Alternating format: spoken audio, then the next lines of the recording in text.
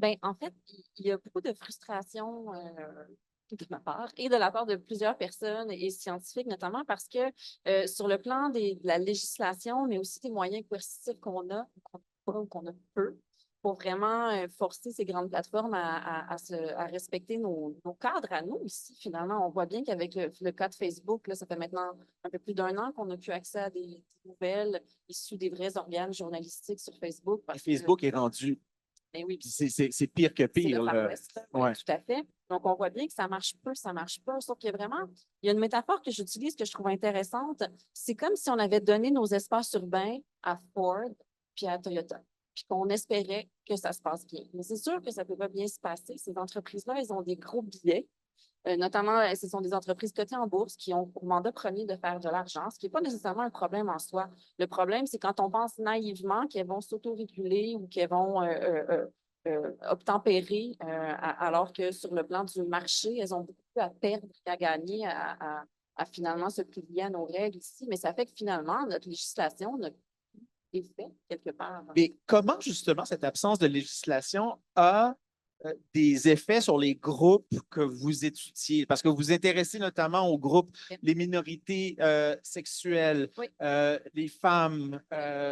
Comment est-ce que ces IA génératives-là, qui sont toutes nouvelles, écoutez, là, ça fait 2 ans là, à peine, là, ça va faire 2 ans dans quelques semaines, ça a changé beaucoup la donne Ben, en fait, chez ces groupes? ça vient accroître des problématiques déjà en place. Comme par exemple, on savait déjà que les principales cibles du harcèlement sexuel en ligne sont des femmes, surtout des jeunes femmes.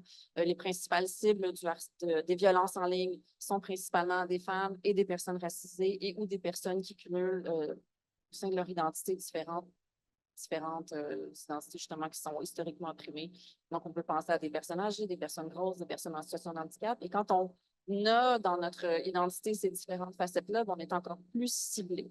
Et là, ce qui est en train de se passer, c'est qu'en plus, on va être l'objet, par exemple, d'images générées par des intelligences artificielles génératives. Par exemple, vous avez sûrement vu les derniers chiffres là, sur la pornographie générée par des IA.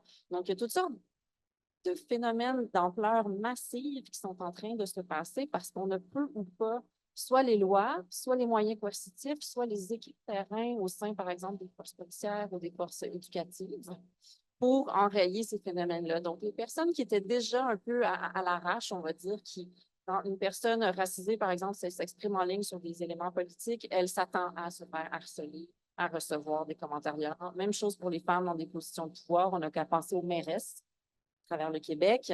Puis la science confirme ces éléments-là. Donc, au-delà des anecdotes des individus, la science à l'international et au niveau canadien, québécois appuie ces données-là. Donc, on est en train d'ouvrir la porte avec l'IA générative à encore plus d'occasions de se faire finalement harceler, humilier en ligne pour ces personnes. Et par exemple, la décision cette semaine de Elon Musk de modifier la fonctionnalité du blocage sur X va directement dans ce sens d'empirer la situation. C'est-à-dire que dorénavant, quand on bloque quelqu'un sur X, nous ne verrons plus cette personne et ses contenus, mais la personne peut décider de décocher la boîte et elle va continuer à nous voir. Donc, si moi j'ai un enjeu de sécurité, parce que je m'exprime sur la place publique et que je suis victime d'une bande de masculinistes enragés, ça arrive régulièrement quand on est tout le temps dans les médias, ben, malheureusement, ils vont pouvoir continuer de me cibler parce qu'ils vont continuer de voir ce que je fais. Donc, c'est épouvantablement problématique sur un plan démocratique et de liberté d'expression. Dans quel contexte est-ce qu'on peut penser qu'une femme élue racisée va pouvoir s'exprimer sans avoir tout ce travail de merde, excusez le bon langage, à gérer à côté qui est hyper violent? Ouais. Ben, ça fait un lien assez naturel avec ce dont nous parlait Rioa. J'aimerais que vous développiez davantage, Rioa, sur la question des injustices épistémiques. Qu'est-ce que c'est ça? Et en quoi c'est important de bien comprendre ce concept-là pour comprendre l'impact des IA génératives sur la liberté d'expression? Oui, Oui. je tiens absolument à parler de ce concept-là, mais je me demandais si, parce que c'était peut-être un peu plus aligné avec ce qui vient tout juste de Oui, ben allez-y, allez-y. Oui, d'accord. Répondez peut-être à Mélanie, Oui. puis réagir à Mélanie, puis après ça, on expliquera les injustices épistémiques. Oui, c'est Oui. ça. Bon. Non, c'était tout simplement parce que, justement, Je suis retournée dans un document de 2018. Alors, ça date, mais même encore tout récemment, je pense que c'était en 2000, c'était tout récemment, le 22 mars 2024, les positions onusiennes qui se sont exprimées à ce sujet-là. J'y arrive. Mais donc, on parle justement des difficultés d'implémenter ces réglementations, mais je voudrais quand même faire un pas de recul pour nous souvenir quels étaient les principes fondamentaux que, par exemple, l'encadrement de l'ONU et de l'UNESCO proposait à travers justement le rapport du rapporteur spécial sur la promotion et la protection du droit à la liberté d'opinion et d'expression dans le contexte des menaces liées à l'IA. Donc, David Kay, donc conformément à la résolution 34-18 du Conseil, avait entrepris ce travail de recherche et son travail de recherche se décline sur 2 niveaux. Et c'est intéressant de constater que ces 2 niveaux, justement, sont très mal alignés. Alors, le premier niveau s'adresse aux États et le deuxième niveau aux entreprises. Mais tant et aussi longtemps qu'on ne sera pas capable de coordonner, justement, le rapport, d'une certaine façon, de subordination des entreprises au pouvoir public, mais des fois, il faut peut-être aussi penser le contraire. Quand le pouvoir public est autoritaire, comment penser aussi la liberté d'expression des entreprises qui travaillent sur des plateformes numériques? Mais en tout cas, l'idée, c'est d'avoir un cadre, un paradigme des droits humains, parce que l'idée consiste à dire exactement comme l'illustrent très bien les exemples de Mélanie, les droits humains n'existent pas simplement à l'extérieur des plateformes numériques. Maintenant, des enjeux de droits humains se jouent en plateforme. C'est intéressant parce que ce que vous soulignez, c'est qu'on a souvent l'impression qu'il faut peut-être tout revoir notre appareillage éthique et juridique. Pierre Trudel l'a souligné tout à l'heure. On a des lois, il y a des lois qui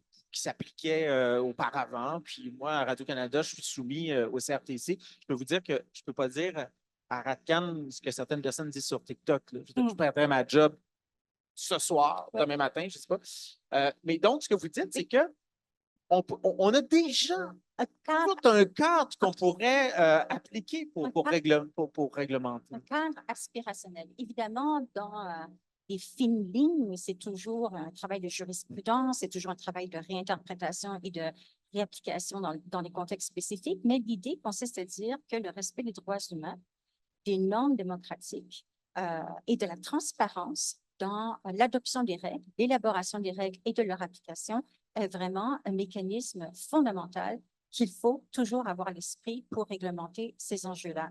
Et ce qui est intéressant, c'est qu'il y a également des droits humains fondamentaux tels que, par exemple, le droit de garantir l'autonomie de l'utilisateur à avoir un accès équitable et démocratique à l'ensemble des informations. Alors, ce n'est pas simplement le droit de s'exprimer, mais c'est aussi le droit d'accéder à des informations complètes de manière équitable, etc.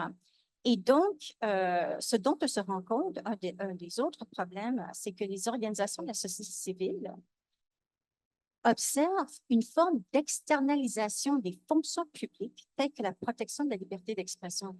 Alors, voyez-vous comment la relation entre le rôle de l'État et, comment dire, les prérogatives que l'on permet aux entreprises dans ce monde. C'est fascinant ce que vous dites. C'est littéralement comme une sous-traitance de ce que l'État, ce dont l'État était dépositaire auparavant. Mais le problème, c'est que les entreprises ne sont pas démocratiquement élues, ils ne sont pas jusqu'à présent accountable, imputables de façon légale face à leur public. Pour aller un peu plus rapidement, juste Pas besoin d'aller rapidement, on n'est pas à la radio. En masse. Mais en tout cas, il y avait déjà, encore une fois, l'article 19 du Pacte international relatif aux droits civils et politiques qui prévoit des règles établies au niveau mondial et qui ont été ratifiées par 170 États et qui font écho justement à la Déclaration universelle des droits de l'homme. Alors, le premier droit, le droit de ne pas être inquiété pour ses opinions, donc le droit d'être protégé contre la censure, de ne pas être entravé dans l'expression de ses libres croyances. Et deuxièmement, droit de rechercher, de recevoir, de répandre des informations et des idées de toute espèce sans considération de frontières. Mais en même temps, il y a aussi, à l'ère des fausses nouvelles, un troisième élément auquel il faut penser, le droit d'avoir accès à des nouvelles qui sont véritablement factuelles et qui ne sont pas complètement construites à la fantaisie des uns et des autres. Et donc, par rapport à tous ces principes, trois grands thèmes: la légalité. Donc, d'une manière générale, la légalité devrait être garantie par un contrôle exercé par des autorités judiciaires indépendantes. Alors là, ce serait intéressant de réfléchir, est-ce que ces autorités judiciaires indépendantes devraient être enchâssées dans l'organisation de l'État, enchâssées dans les organisations des entreprises ou véritablement jouer un rôle de tiers arbitre? Ça peut être intéressant, en tout cas, d'essayer d'innover des mécanismes de gouvernance autour de cette idée-là. La deuxième idée, c'est le principe de nécessité et de proportionnalité. Les États doivent démontrer que la restriction, si effectivement, parce que, par exemple, je ne suis pas nécessairement une défendresse absolutiste de la liberté d'expression, évidemment, le discours à la haine, l'incitation à la violence, la diffamation, je crois que ce sont des principes justes qui, au nom des droits individuels à la dignité, mais également au nom de l'intérêt du bien public, peuvent effectivement déterminer certaines formes de restrictions, mais elles doivent être nécessaires en vertu de ces critères et elles doivent être proportionnelles. Ça aussi, c'est intéressant. Jusqu'à quand l'invocation du bien public devient, et les restrictions qu'on voudrait mettre en place deviennent disproportionnelles par rapport à la liberté d'expression des individus et vice-versa. Je trouve ça très important et intéressant de retrouver ça dans le document de 2018. Pouvez-vous me rappeler ce document? Qu'est-ce que c'est? Le rapport du rapporteur spécial Du rapport de... sur la liberté d'expression à l'âge Oui, numérique. oui, Et donc, merci. le troisième thème, c'est le thème de la légitimité. Alors, encore une fois, les restrictions visant à protéger le droit au respect à la vie privée, le droit à la vie, le droit à une procédure régulière, le droit d'association, mine de rien, ce qui se passe sur les plateformes numériques remet en cause presque le droit d'association et le droit de participer aux affaires publiques, pour ne citer que ces droits humains fondamentaux parmi d'autres. Les restrictions seront légitimes s'il est démontré qu'elles satisfont aux critères de légalité et de nécessité et de proportionnalité et de non-discrimination. Encore une fois, donc, je pense que ce sont des documents très intéressants. Et juste pour terminer avec un tout récent document de l'ONU qui a été publié le 22 mars 2024. C'est une résolution appelant à réguler l'intelligence artificielle, notamment pour combler le fossé numérique, parce qu'on ne se cachera pas que l'intelligence artificielle est aujourd'hui incontournable. Et la fracture numérique exacerbe les inégalités sociales et politiques. Alors, d'une certaine façon, il faut aussi garantir au plus grand nombre l'accès à ces informations, à l'intelligence artificielle, aux informations numériques. Il faut combler, mais en même temps, il faut faire attention justement à la menace des deepfakes. Il va falloir réglementer là-dessus au nom d'une certaine conception de la science et des algorithmes dominés par les hommes. Et donc, il y a ici un avis explicite de la part de ce rapport de l'ONU que ces algorithmes dominés par les hommes pourraient littéralement programmer des inégalités dans des activités comme la planification urbaine, la solvabilité ou l'imagerie médicale pour des années à venir.